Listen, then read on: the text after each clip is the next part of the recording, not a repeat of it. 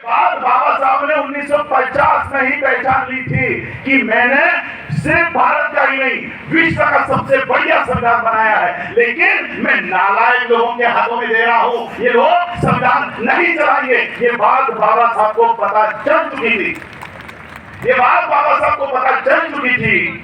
इसलिए बाबा साहब अंतिम समय तक भी, यहाँ भीमराव जी यहाँ पर बैठे हुए बाबा साहब अम्बेडकर जी के पोते हैं, मेरे चाचा है, अंतिम समय तक भी वो अपने परिवार के लिए नहीं सोच रहे थे कि मेरी प्रॉपर्टी का हिस्सा मैं बांटूं तो मेरे बेटे के नाम पे क्या रखूं, मेरे नेफ्यू के नाम पर क्या रखूं, मेरे बीवी के नाम पर क्या रखूं। इसलिए बाबा साहब अपनी प्रॉपर्टी की वहां पर विल नहीं तैयार कर रहे थे। मेरे जाने के बाद मेरे समाज के लोग बुद्ध धर्म का ठीक से और सही से पालन करें, इसलिए बुद्ध और उनका धर्म ये ग्रंथ तैयार कर रहे थे आपके और हमारे लिए।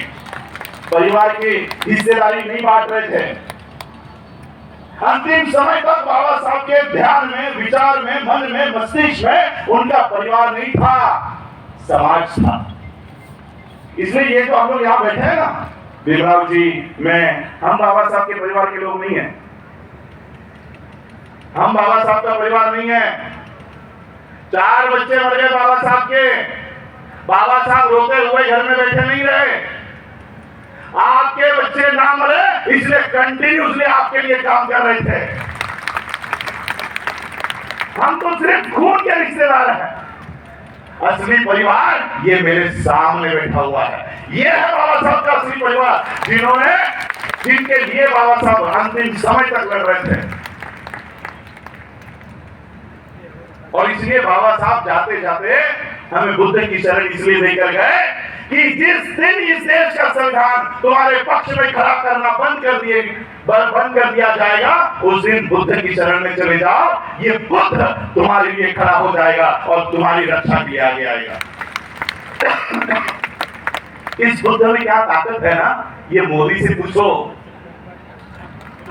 मोदी से पूछो, जो आदमी बचपन से लेकर जवानी से लेकर बुढ़ापे तक बुद्ध के धर्म का विनाश करने के लिए तैयार किया गया है, आरएसएस के माध्यम से बुद्ध को नष्ट करने के लिए तैयार किया गया है, वो प्रदेश में जाकर इसको कहना पड़ता है कि मैं बुद्ध की धरती से आया।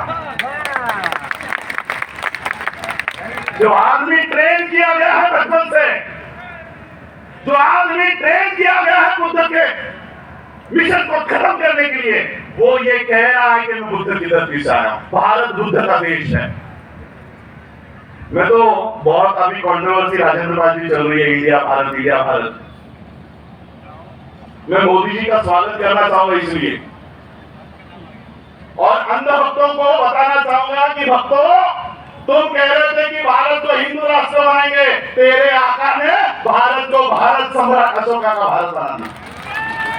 चाहेगा हिंदुस्तान, तुम्हारा आका ही इसको भारत कह रहा है, चाहेगा हिंदुस्तान। मोदी जी का स्वागत करता हूं इस बात के लिए। इंडिया दैट इज भारत, ये बाबा साहब ने दिया हुआ नाम है। मैं मोदी जी का, सुप्रीम कोर्ट का, राज्यसभा का और सबसे विनती करना चाहूंगा, अब मोदी जी ने इसको भारत नाम दिया है, हिंदुस्तान इसको बोलने का, इसको गाली देने का काम किया तो सबसे पहले एफआईआर हम लोग करेंगे।